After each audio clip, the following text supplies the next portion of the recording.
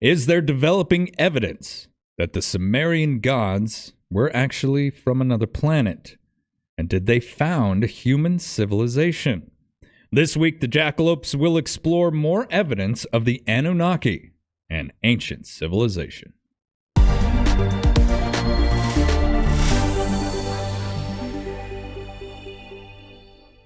Well, before we get started, I want to give a quick shout out to Cloud Peak Center Lanes and Games located at 1520 Coffeen Avenue in Sheridan, Wyoming. If you've not been in to check out the arcade lounge, pizza, bowling, and fight nights, you got to get down there because as Grant knows, the arcade is pretty freaking awesome. I'm Floyd Whiting. And I'm Aaron Linden, and we're it. We're your Jackalopes this week, folks.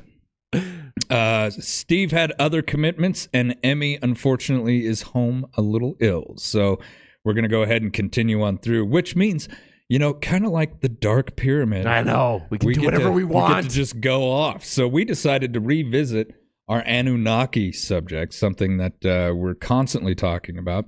It's something that is kind of the entire basis of very popular TV show, Ancient Aliens, on the History Channel. I like the guy with the crazy hair. Oh, I think everyone loves that guy. He's become a cultural icon. Honest to God. You know what I mean? It doesn't even matter if people, believe it or want to believe it. He makes it so entertaining to watch. And the funny thing about that guy that I love the most is, like, you go way back in episodes, and it's not nearly as crazy. And I actually saw somebody put a timeline together of his hair and how crazier it's gotten over the years, and it's fantastic. He's embraced it, man. Oh, yeah. It's become who he is. I think you could recognize him just by the silhouette alone. Oh, 100%. You don't even need to fill it in.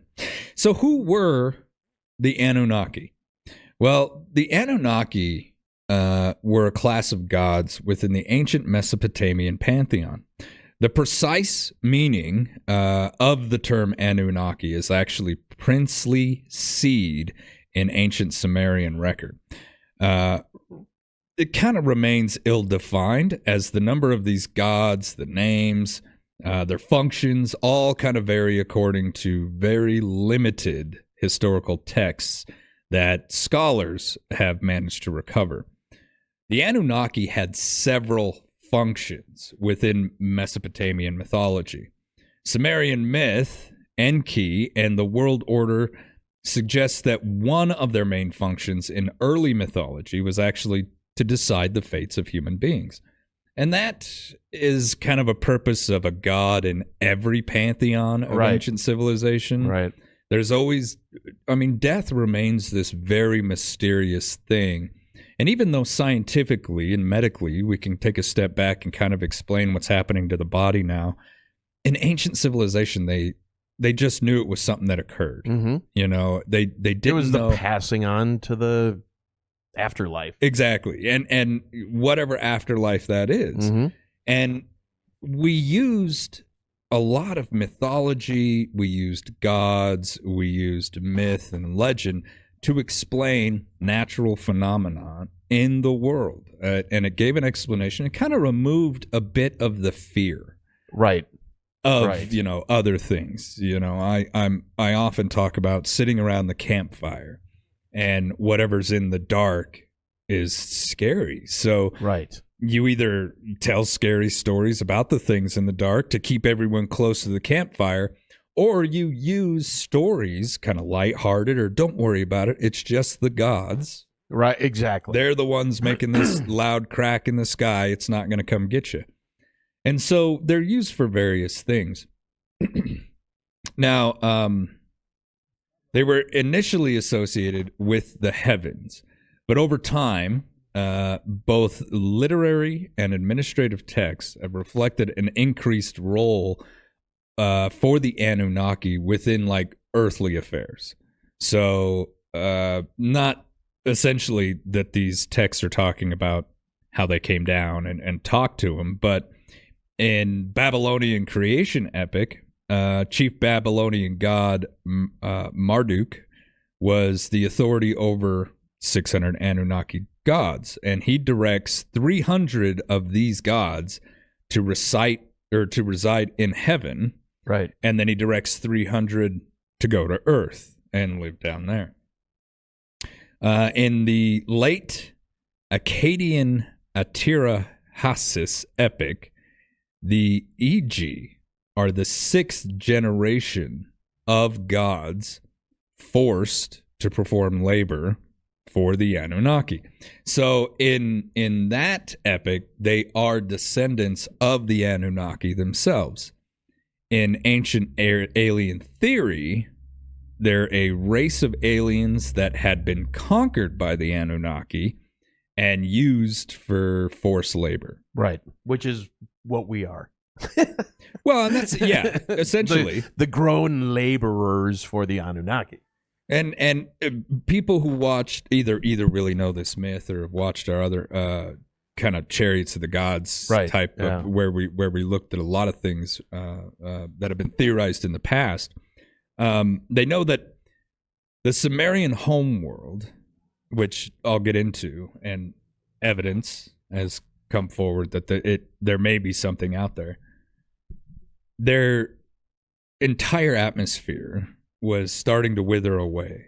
Now, they were looking for ways to try and preserve their atmosphere, to save it, and the clock was ticking.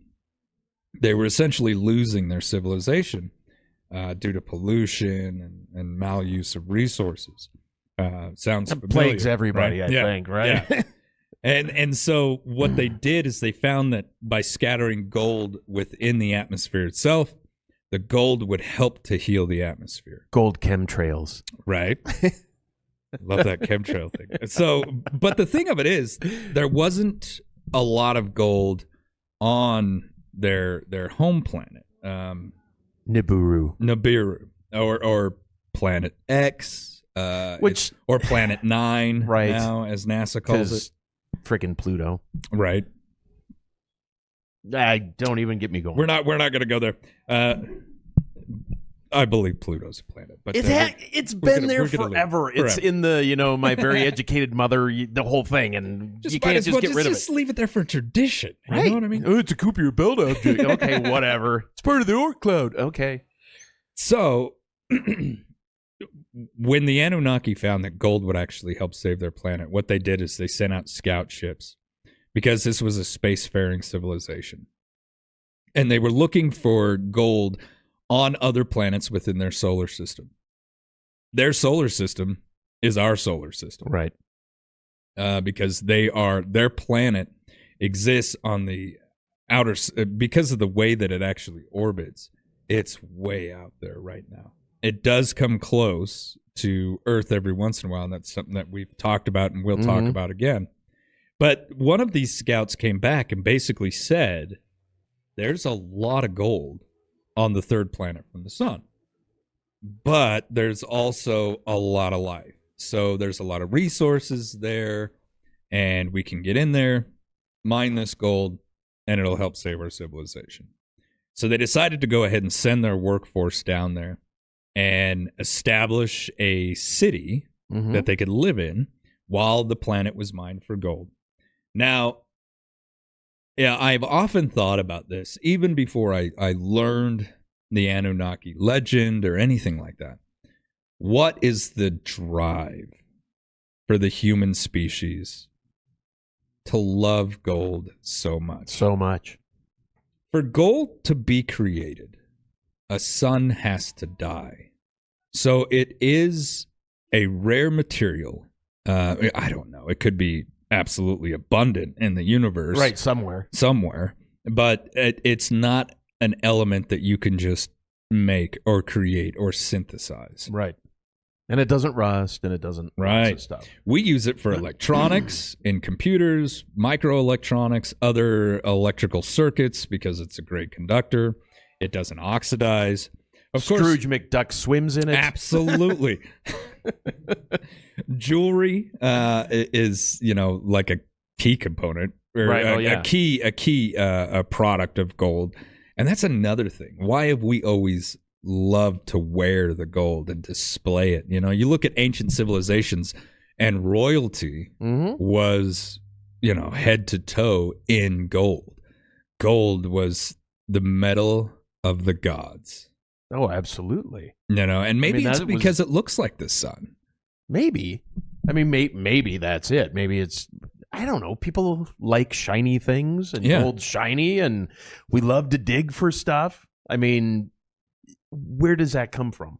Why is that inherently built into us if it wasn't genetically put into us? Yeah.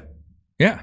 And I mean, within nature, and I'm sure there's people who will argue with me on this, but if, let's say you're out in the middle of the forest somewhere, it doesn't even matter what forest in the world, and you see something shiny off in the distance, it's man-made. Has to be. There's nothing on Earth that shines. And so even when you take gold out of the earth, and it's a very matte type of color, and the color is unique, I will say that, but it doesn't shine on its own. No, not like you're used to seeing. Right. I mean, that's been, smelted down and polished up so that it actually has that shine. Now, we also use gold in medicine, dental fillings. Gold compounds are actually used to treat arthritis, which I did not know. They put it in Goldschlager. Yes, they do. Yes, they do. I had way too much of that stuff back in the day. I don't know how much money I drank, but I'm sure it was a lot in gold. Plenty. So real quick, just so you know, Planet X. Planet X is something that was always kind of a myth. We had absolutely no evidence for it outside of these, Anunnaki, ancient alien type conspiracy theories. Pole shifts caused by it. Until recently. According to NASA Caltech researchers, have found mathematical evidence, and we talked about this in the other show, suggesting that there may be a Planet X deep in the solar system. Didn't they say, they're 99% certain? Yeah. I mean, it's like a high certainty. It's a high certainty. Yeah. Because when an object, because this thing's Neptune-sized planet, which it's is massive. It's massive. That's going to create gravitational pull as it moves through the universe. Yeah, you're going to see it. It's going to be detectable. You can't hide a planet that big. Right. Now, we haven't actually laid eyes on this thing, but the way that certain things are moving in our solar system, these researchers have essentially said it kind of has to be there. Right. It's got to be there. I just find it really odd that science is finally catching up with this quote-unquote myth. Right. Isn't that kind of the way that it usually goes, is. though? Yeah. A lot of Western medicine is finally catching up with Eastern beliefs when it comes to mental health, meditation, and things like that, which I love to see. And believe it or not, it was a lot of the Veterans Administration took kind of the tip of the spear on that moving forward, trying to figure out how to better serve veterans. Right. I'm not plugging anything for anybody, just so you know. That's just something that they actually did. Now, this hypothetical Neptune-sized planet orbits our sun, according to NASA, in a very highly elongated orbit, far out past Pluto. The object, which researchers have nicknamed Planet 9, now it's no longer Planet 10 or X. Right. Thanks, Pluto. Thanks, Pluto. Could have a mass 10 times that of Earth and orbit about 20 times farther from the sun on average than Neptune. It'd get cold out there. Man, see, and that's my thing. That's, if someone or something lives on this planet, it gets so far from the sun that I would imagine it would just be a very small little ball in the sky. Somewhere, yeah. Well, that's the thing. So people are always like, well, James Webb Telescope could see it. Where do you look? Yeah. Your rate of visibility, is like this into the universe. It's vast and supposedly unending. But where do you point it? And I think that's one thing that a lot of people don't understand. Maybe not a lot of people, but it's the idea that space is much bigger than what we get. Right. And I mean, we're able to study a lot of it out there, but Neil deGrasse Tyson was having a conversation with a female scientist who actually looks at this stuff. And he asked her, how much of the universe have we looked at? Could you put it in a perspective? Basically none. Basically none. Yeah. She said, if we made the universe the oceans of the world, and you walked up and scooped up a glass full of that ocean, that's how much of our visible universe that we've actually looked at. Yeah. Pretty small amount. And so it's actually really hard to try and do that stuff. I don't think people understand how much work goes into it, essentially. Right. It takes a lot. And these satellites are not, windows. When you point it somewhere, it's not going to scan like this massive spread of space. No. It's very centralized so that they can actually get a good look at what they're trying to see. Now, because of this massive elliptical orbit, they believe it may take between 10,000 and 20,000 Earth years to make one full orbit around the sun. I'll have to get rid of my shirt that says "waiting for." Yeah, it's pretty. They're massive. not gonna have. Well, maybe. Who knows? There's a lot of stuff I haven't had on my bingo card in the last 4 years that's happened. So who knows? Well, and stuff that you didn't see coming at all. Not at you're like, all. okay, well, didn't have that one, and did have that one, but it didn't happen. Check out our world that didn't end video. Yeah, it was just in case. It was just in case. The world.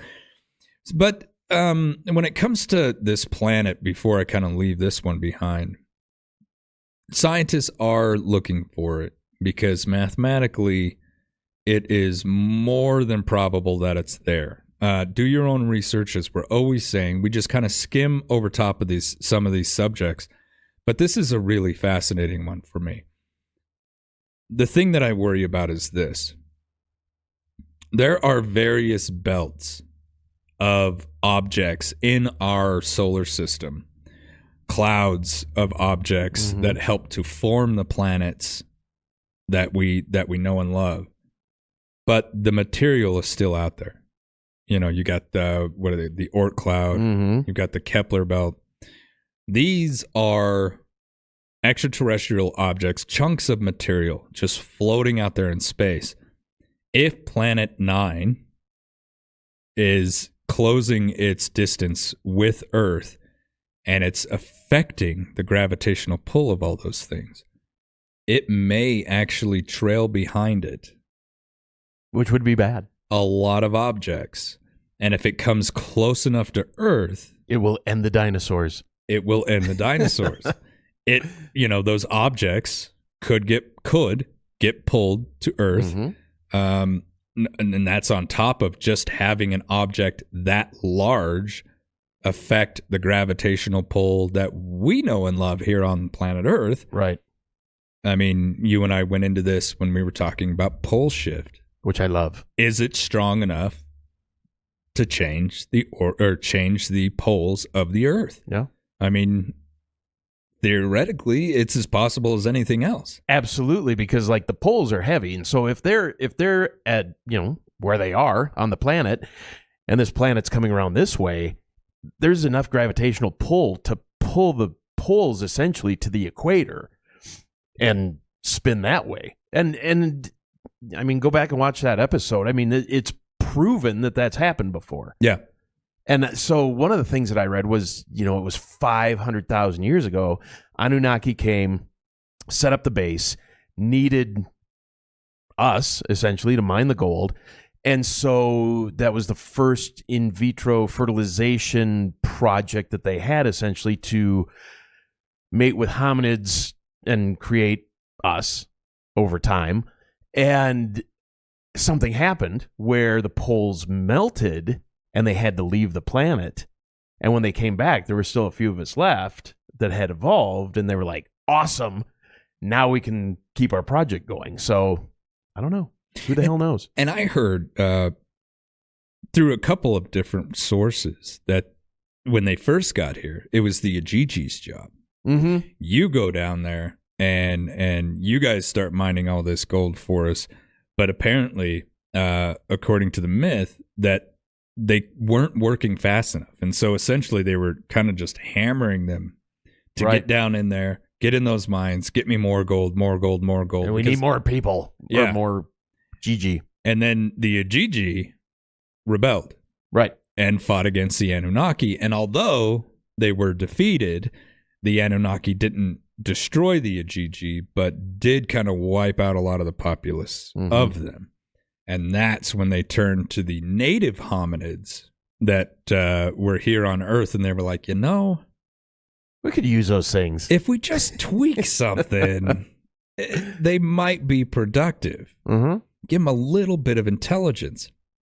And it's that tweak that Aaron and I decided we would really discuss today. So I know we've kind of gone into a lot of this history about where we got where we are, but I want you to kind of keep in mind that that's what we're looking at today is evidence that has come forward as we've discovered how to manipulate genes and DNA and look back at map who we the are. Human genome. That's right. What was that, 2000? I want to say that was 2000, maybe 2001. It was early on. And everyone doubted us for the longest time. They thought this would be, a 100-year project. And dedicated scientists out there managed to get it done. You can actually get your genome mapped. Did you know that? That is so weird. Yeah. I don't know if I want to know. You can get your genome mapped, and what they do is they send you this massive poster board that just, goes from the ceiling to the floor, and it's all just ATG, just Weird. all the way across. That's all it is, but it's your genome. Wow. Yeah, it's insane. Great services out there that can be offered to you. But the Sumerians. So let's look at who they were as what we actually know. The Sumerians were the first real civilization that we know of here on Earth. These individuals were so far ahead of their time that that's where my, thought of, hey, this might have some credence. Like, this has got some evidence, because the Sumerians, their civilization seemed advanced at the time for me. Way too advanced for the time. Way too advanced for the time. The Sumerians, they were just essentially, they were ancient pioneers. They advanced and figured out the craft of writing, and they wrote literature, hymns, prayers. They built the first cities and formed the very first code of law. They perfected several existing forms of technology, including the wheel, the plow, and they were the first ones to use modern mathematics. I mean, that's a lot. Can you imagine, though, you're the wheel guy? Wouldn't that be odd? Yeah, right? You're like, can't really get shit moved around, but this rock rolls and it's kind of rounded. I'm going to make a wheel. And then everybody's like, oh my God, Floyd, you're brilliant. It's Either a that wheel. or they look at you and they're like, there it is. There's the downfall of cave society. Yeah, exactly. He's All the ruined kids will have one, and it'll just And everyone's walking around with their damn wheel now. You remember when it's just sticks and stones? Yeah, Remember right. Those were the good days. Remember those square wheels? Bonk. No one uses them anymore. No. It's the dumbest thing. And then, what did you hear about this new modern mathematics? Yeah, right. Come on, get out of here. They're always changing math now anyway. So yeah, whatever. actually they are. That's kind of funny. And the Epic of Gilgamesh, considered the world's oldest surviving actual piece of literature. It actually is 5 separate Sumerian poems. And it's really fascinating because if you look at the Epic of Gilgamesh from a society that is believed to be upwards of like 6,500 years old, we're still telling a lot of these stories today. Right. Gilgamesh was the first superhero. You know what I mean? Yeah. He was the foundation for so much more that came after him. Which, I mean, when you really take a step back and think about that. And you go, ancient text. 6,000 years? Yeah. I mean, that's not that long. Not that long Honestly, ago. that's not that long ago. So if the Anunnaki, and this is where I get this weird weave of stories is, so you've got Anunnaki, right? Nibiru, Planet 9, Planet X, whatever you want to call it. And they're gods from the sky. But then you have Nephilim, right? Mm-hmm. And it's, I mean, similar parallel stories, looks, huge people. They ate humans. Is it Anunnaki? Is it Nephilim? Is it both? What is it? There's a theory that the Ajiji mated with humans after the DNA experiments had been conducted. And it actually produced humans Right. that were so desirable to the Ajiji and the Anunnaki that both the Anunnaki and the Ajiji took human wives. And from the Ajiji... Which was a big no-no. Which was a big no-no. Absolutely. But in that, Nephilim came because they weren't human. Right. They weren't Ajiji. They were something else. Hybrid. And these... Until we were like, hey, yo, those are ours. Yeah. We'll take her. Hands Thank off. you.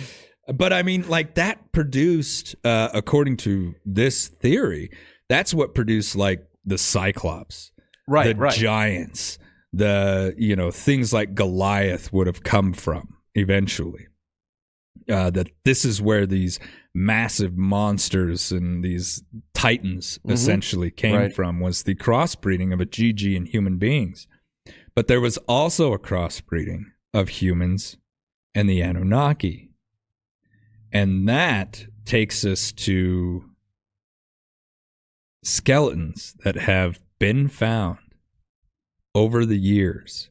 That giant skeletons. Giant. Or weird skeletons. I read one was found recently, I want to say within the last decade, 1.7 meters high. And I mean, it's really difficult to kind of see it. They've got photos of this. Right. But I mean, it looks like dinosaur bones, in earth material, essentially just squashed to nothing. But you can tell it's a human being. Right. Human, quote unquote. But 1.7 meters. And the scientists who discovered this said, this is unusual. That is not a height that was reached by the common man at that point in time. That is highly unusual. And a lot of these individuals also have elongated skulls. Now, which is my favorite part. And this is the part that kind of captures you, because there was a movement, especially in South America, which we will get to, where they bound the head to extend the skull. Now, that's... And Grant, our lovely producer, has... I sent him a series of different pictures of these things. But I mean, why did we do that? They did it for stature, royalty, beauty, whatever it was. But we'll get into it was a very odd practice. But if you saw the fourth Indiana Jones movie, which was not good, but I mean, it was the Crystal Skull. It's aliens. So I'm like, yeah, I got to see this. Kind of regrettable choice, but that's what these things look like. The crystal skulls from that movie. I mean, these are these weird elongated heads, and I'm like, what's your haircut look like? Yeah. In this thing, But it's just it was a very, very bizarre practice. But when they found these skulls, much like the giants, they were like, "What is this? Is this human? Is it alien?" Because I mean, you think of like the Greys or things like that. They've got these bulbous heads and whatever. And we'll get into it, but when they studied them, they actually ended up with more questions than answers. Yeah. So once the interbreeding of Anunnaki and human beings had been conducted, there's just So that's where we're going to leave that right there, that myth. So what's actual evidence of any of this? Now, the elongated skulls caused by ancient civilizations supposedly mutilating their own young to get that kind of status. It kind of showed, hey, I'm up in the cream of humans as opposed to anybody else. But getting the idea of that, what made that a practice, and that I don't believe it, but like a theory is that's because the Anunnaki human hybrids had that naturally, that their skulls were naturally that way. And you look back at some of the hieroglyphs that they've found of depictions of the Anunnaki, and they have these weird elongated heads. Now, according to Alpha Biolabs, which is one of the most experienced DNA testers in the United States, ancient elongated skulls found in Peru. Okay? In 1920. Now, this is going from Mesopotamia, where we're talking about where this whole Anunnaki theory, Sumer. Middle East. The Middle East, right? Now we're going to switch all the way over across the planet to Peru, where these elongated skulls were found. They created a media sensation in 2014 after geneticists undertook preliminary DNA tests and reported unknown results. These geneticists... Which is so weird. It's pretty weird. These geneticists found that they had mitochondrial DNA with mutations unknown in any human, primate, or animal known to science. A second round of DNA testing has recently been undertaken. And this actually led to just exactly what you were saying, Aaron, to further speculation that the skull's former owners may not have actually been from this planet. The elongated skulls, tested twice now in Peru, actually came up with DNA that could only be found in people from the Middle East. And I found one that said in like a greater Europe area, which, I mean, Middle East and Europe, I get. That's pretty close. Right. Peru? All the way in Peru?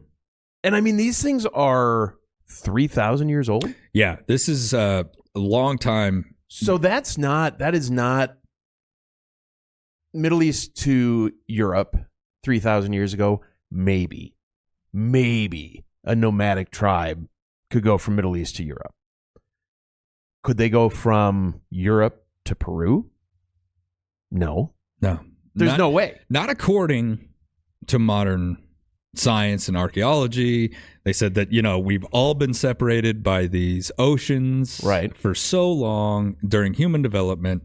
And they believe the land bridge theory that, who would become eventually the indigenous people of the Americas came over more from like the Russian side. Right. After the melting of the ice caps and things started getting to the point where you could actually travel up there. And then they went from kind of Russia to what is present day, I think, Alaska, down through Canada as that ice melted down, and then found their way through this kind of ice wall into North America, migrated south even farther, down into South America. So if you look at that trail that modern science is telling you this is kind of how we migrated here, if you look at that trail, though, older humans should have been found to the north, rather than the south. Right. And here's this human being with an elongated skull that has DNA that can only be found in people from the Middle East. So it leads me immediately, my thought was, that's not a possible journey back then, right? I mean, that's years and years and years. People didn't live that long back then. Why do these people have DNA from the Middle East why are there pyramids in South America unless they're being transported in UFOs by the Anunnaki that were like, hey, you know what? These guys have some traits over here that we could really use over here. Grab some up, interbreed with them. Let's just take them over here and start a whole nother thing because now we found gold over here. And think about, one reason why the Spanish were so in love with South America. Gold. Yep. There was a lot of gold in South America. A supposed city of gold. Right. Is out there somewhere that people are actually still looking for. Oh, still to this day. Because, and we're finding new things about South American societies all the time. So I think it's a fascinating story because, I was watching a documentary about how we're using LiDAR now. Oh, the whole city that they couldn't see because of the jungle. Exactly. Yeah. And that's not just a couple buildings were found. No. They found like tens cities. of thousands Yeah. of buildings that we did not know were there because they were completely taken by the jungle. These findings are not old, but these are brand new findings that we're doing. Think about... And why were they taken by the jungle? What happened to those people? Where'd they go? What happened to them? A lot of people believe that... it only took, the Spanish spreading disease or other colonizers coming over, spreading these diseases and wiping out entire populations. That's a theory. I don't know if we're really sure. And I'm sure there's a lot of great people who know a lot more about that stuff than I do, who have very sound theories about where that population went. But it is fascinating that it disappeared. And I mean, that's not so like fast. A tribe of 20 people disappeared. No. This is like giant entire cities. I mean, cities that could compete with the size of European cities at the same time. Right. Not just compete, but now they're starting to find that maybe these were the bigger cities on Earth. They were the big ones. Yeah. These were this is where civilization was, as opposed to, over here. Cradle of life area. Could totally change the way that we look at certain things. Another thing, the skulls now found to have European and Middle Eastern origin have raised a lot of questions over how man traveled from Eurasia to the United States, because they are 2,000 to 3,000 years old and they're not supposed to be there. And it wasn't like 2 or 3 of them. It was like 300 and some elongated skulls that were found in this particular area in Peru. And just so folks know, these samples were sent to 3 different labs. Yeah, 1 in Canada, 2, I think, in the United States. Yep. And it was done twice. And the findings were the same. And the geneticists were all pulled aside and told that these samples are from mummies. Mummies, yeah. So that they wouldn't think about bias them with alien skulls. Which I think is fascinating. And there are also certain populations on Earth that have what's called ghost DNA. Researchers have identified genetic material in certain populations, particularly West Africans, that seem to have come from an unknown ancient human ancestor that has no current corresponding fossil evidence. Right. So essentially DNA that we don't know where it came from. Anunnaki. Maybe the Anunnaki. And other pieces of evidence too, something that you brought up. Buildings.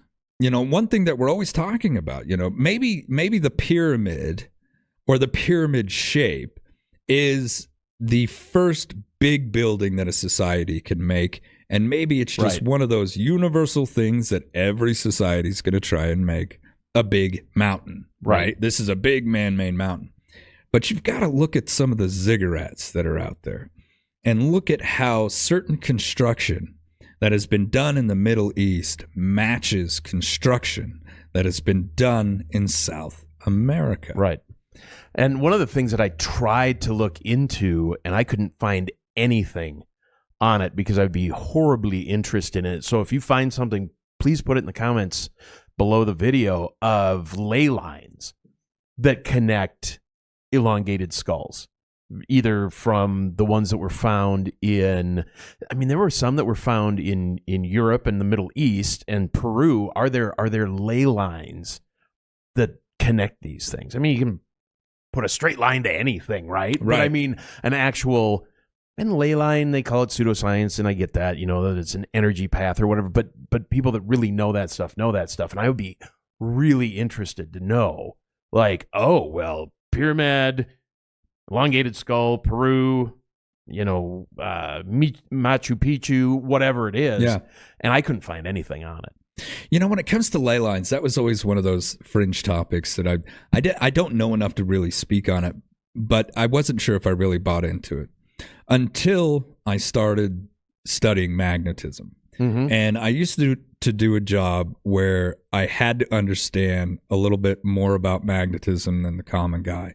And, when it comes to various readings and how magnetism, that force, actually makes a shape that would blow your mind. Right.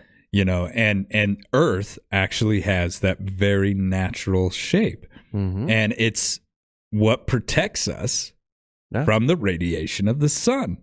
This is a large, it's bigger than the Earth. So this is a large field, force field that protects us from radiation, that protects us from things from the outside. But you can't see it. We can measure it because we know how to measure magnetism. Can see it sometimes. Northern Lights. Yeah. But, we can measure it because we know how to measure magnetism, right?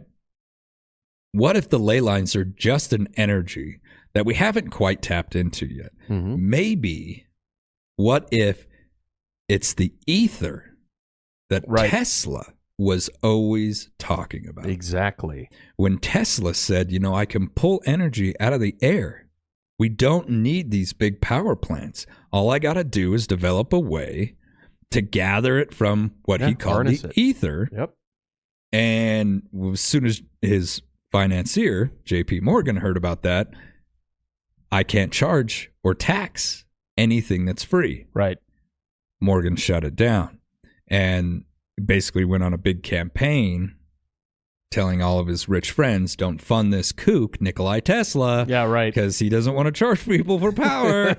So, everyone knows Tesla died penniless and alone, and all of his research has since disappeared. So what if that ether energy that he was on had something to do with ley lines? And as well, were those used for Anunnaki travel? Like, you just take the 405 ley line to like Peru, a highway, and you can't miss it. Yeah. So take these guys on the ley line over here and set up camp because there's a lot of gold.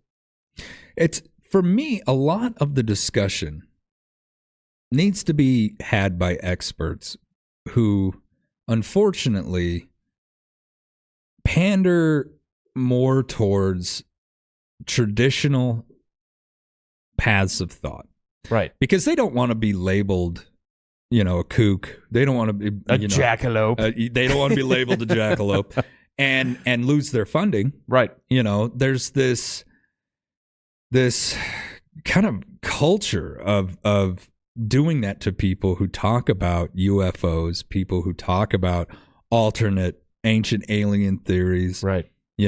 But I think, hopefully, over the next 10 to 20 years, that tide may shift. I think it's going to take something. It's going to take maybe the James Webb telescope picking up Planet X, where they're like, oh, crap, that fringy wacko science might be actual real science. Well, the talk about UFOs, we've talked about that a million times, is, 5 years ago, you were a wacko. Mm-hmm. You're a tinfoil hat wearing conspiracy theorist. And now, they talk about it openly in a lot of places. We were able to form the Jackalopes because of it. Basically. Yeah. And, the thing of it is like when people talk to me about this show, they're kind of back and forth. They kind of do it with Right. Oh, that's a good show. But a lot of people do like to listen to it. And I think it's just the idea that we need to change the way that we approach certain science. Because I think a lot more people out there believe that society is more ancient than what we believe in modern science, in the modern fields. I've spoken with people who I have the utmost respect for, who I consider to be probably some of the smartest people in the world. And they don't talk openly about it, but they have said to me, I believe civilization has risen and fallen many more times. Many times. And we just don't want to explore that. If Nibiru, Planet X, Planet 9, came close to the Earth, the Anunnaki had completed their task. They'd gathered enough gold. Now the Earth is coming far too close, or to Nibiru. So we're going to go ahead and bail out on you. Right. Because this is going to 20,000 years. This is going to pole shift. The poles shift, causing a massive worldwide catastrophe that involves floods, earthquakes, volcanoes, and every civilization's got a flood myth. Oh, yeah. No matter how ancient. So now the Anunnaki are gone. They might believe that the majority of mankind, if not all of mankind, has been wiped from the planet of the Earth. And as they're kind of drifting off, those who did survive come out of the caves. Maybe they're not the scientists that the Anunnaki left behind. They weren't the rulers that the Anunnaki put in place. They weren't the kings and the priests. They're just guys like you and me, regular dudes. Right. Now they're coming out of the caves. And they're like, oh, shit, we got to start over. Now we got to start over. There's nothing left. So what's the best thing to do? Well, let's head over to the old temple, and we'll use that for shelter for a little while. We'll head to our old sites that we know we made out of stone, so they're still there, and we could utilize those as we go forward. Right.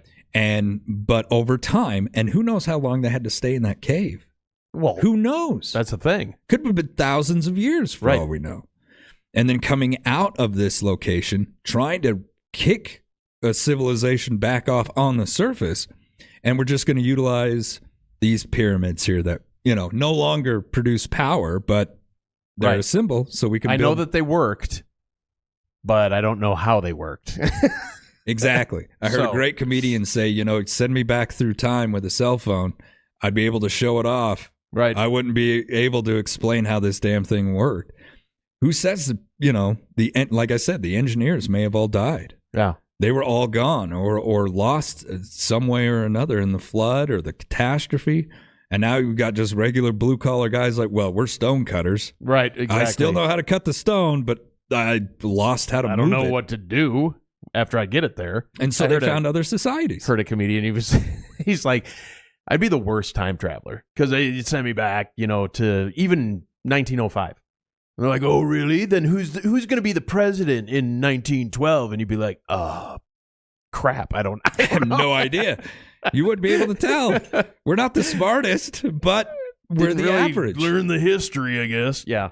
So now we got to found new societies. And then all of a sudden you've got other societies that pop up. You got Egypt, even some of the Middle Eastern societies to an extent. Right. Like, where did the Sumerians go? How come we can walk through all these temples? Why weren't they just continually used over and over and over? Right. Now, they were for a long time. Right. Because there are these things, I believe they're called tells, if I remember right. And what they are, they're kind of these little mounds where we can tell that, okay, the building that was here was demolished, and then they just built a new one on top. Right. And then they demolished that one, and a new one was built on top. So there's evidence that they were there for a very long time. But then all of a sudden, it just seems like everything was just lost. Gone. Just lost. Well, and, is Göbekli Tepe, right? I mean, old, and it was buried. Yeah. Like, purposefully almost. Why? Yeah. And the older we get, the better it looks. Right. The newer the stone, the worse the carvings. Right. And that's always kind of fascinated me as well. But that's the thing. So Anunnaki come, the whole thing happens. They're like, we got to dip, dude. Like, we know bad stuff's coming. But they've already transported these people all over the planet. So you got a couple over here that survived. You got a couple over here survived. Maybe that's why there's pyramids in both places. I mean, that's what they knew. So they were like, well, everything's gone. Let's do it again. And challenging the idea of, geography where everything is where it is and Pangea and all this, the movement of the continents. Back then, what did it look like? Was South America really that far away? That's the thing. But now you're going back like forever ago. You could go back as far as you want. I mean, I've had discussions actually with professors where I asked the question, is there any way to tell, honestly, right, if there was a civilization here before us and then after a catastrophe, they were destroyed and we arose? Mm-hmm. No. There's no way to prove or disprove that. No. And I'm not saying that the catastrophe wiped everything out. I'm saying we're still see evidence of it. Right. The ziggurats, the pyramids, all these ancient buildings that are just, again, though, beautiful. It always just boggles my mind. Okay, so we're told that the planet's 3.8, 4.2 billion years old. Pyramids are 5,000 years old? From what they can tell. From what they can tell. You can't carbon date that stuff too much. Right. But that's so crazy. I mean, that's literally the blink of an eye. We don't know anything, essentially, is what I'm saying. Because, I mean, we've got 4,000 or 5,000 years to go off of 4 billion. I mean, that's just... So, could we have been Anunnaki-tized several times? Like every 20,000 years? Does this happen? Maybe. Because, I mean, those are 5,000 years old. Yeah. What happened 15,000 years prior to that? And I'm sure Tepe? Okay. What happened before that? Well, now it's really old and it just crumbled and got wiped out. And I'm sure every single civilization thought, well, we're going to be the dominant. Yeah, we'll be the ones. We'll be the ones around forever. Yeah. Just like now, we sit here and think to ourselves, well, we'll be the ones around forever. Yeah, we got everything. But what do we have that they may not had? Right? We don't know. They may have, taken different routes with different sciences, and they may have known, various things that we didn't. The use of sound has been explored for being the entire explanation as to how they moved the stones for the pyramids. Through vibration. Oh my gosh, there's giant stones that have been cut and then placed so delicately that you can't get a piece of paper through them. But these things are, 10, 15 tons. Oh, yeah, they're huge. How do you do that? Who knows? Who knows how long they've actually been there? This is even, I hadn't thought about this until now. This is even wackier maybe. But what if, we're always talking, well, what if the aliens are us, right? Like, what if it's an ancient race? What if they had that technology? Yeah. They powered the pyramid. They had flying objects, and they were the ones that the Anunnaki was like, we're out of here. We'll leave this stuff for you guys. And we just took off, or some of us took off in these things, hung out in space for a while, and came back. And are now returning, checking on the family. Right. There's so many different ideas out there. And I think the main premise of all of it is to try and look at the evidence. And I mean, some evidence is going to be wrong.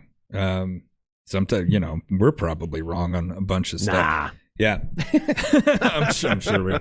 But I think it's more of like we have to open up a dialogue. We have to make this kind of discussion not on the fringes of science, but answer these questions for me and do it without ridicule. Do it without looking at somebody saying, "Oh, well, you guys are all just crazy." Well, how boring to not have an open mind, really. I mean, to be so set in your ways that somebody comes along and they're like, "Hey," and you're like, I just don't even want to hear it. Yeah. Like, I just don't even want it. Why? Like we've said 1,000 times, it's the fun of it. I mean, it's the fun stories of Absolutely. it.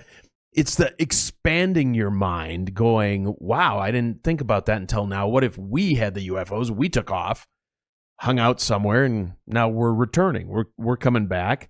And maybe it's been a long time, generational changes enough that these people come back and they are gray, or they are, who knows? Systems. Mm-hmm. Because we have systems in place that we do not want disturbed.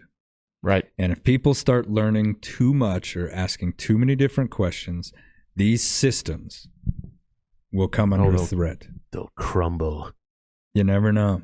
And I think the defense of these systems, not just by like academic communities, but governments. Right. They're fiercely protecting their systems. Like I've always said, man, the U.S. government is Skynet. Right. It is self-aware, and it will take care of itself first. And so it's you start questioning that about that, and well, what if we break down this system? We try something new. No, they don't like that type of discussion. No, that's where you get accidental car accidents. Yeah, right. Oh, dang! He somehow fell on some bullets. It's horrible. So I hate when that happens. But systems. I would say that's exactly what it is. We've got things going, and certain people like the way that it is, and they don't want it changed. Well, and history is history, right? So I have a minor in history, and one of the things that I did for my senior thesis was broke it out his story.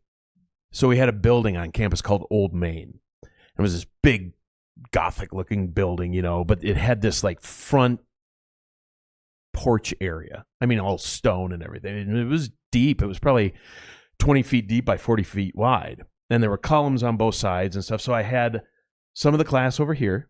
I had some of the class straight on and some of the class off to the left. And basically put on like a 5-minute play of sorts, a performance, and then had everybody write down what the play was about. Well, the people over here couldn't see half of it.